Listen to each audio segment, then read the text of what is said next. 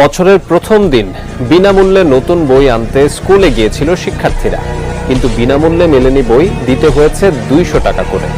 যারা টাকা দিতে পারেনি সেই শিক্ষার্থীদের ফিরতে হয়েছে খালি হাতে। 100 টাকা দাঁড় করে আমি দিলাম, টাকা করছে না 100 টাকা নিব না। আমি বললাম যে আমার কাছে টাকা নাই, এত বর্তমানে আমার কাছে পরে না দিব হিনি কথা না, এক্ষুনি 200 টাকাই লাগবে। বই বিতরণের দিন 200 টাকা নিয়ে বই দিতে হবে, তাহলে কি বোঝা যায় এখানে? Wake up to reality. 2010 সাল থেকে বছরের প্রথম দিন শিক্ষার্থীদের হাতে তুলে দেওয়া হয় নতুন বই। এবছর 3,81,00,000 শিক্ষার্থীর মাঝে বিনামূল্যে 30,70,00,000 নতুন বই বিতরণ করবে সরকার। একদিন আগে নিজ কার্যালয়ে এই কার্যক্রমের উদ্বোধন করেন প্রধানমন্ত্রী। এ সময় প্রাথমিক ও মাধ্যমিকের বিভিন্ন স্তরের 37 জন শিক্ষার্থীকে এক সেট করে বই তুলে দেন সরকার প্রধান।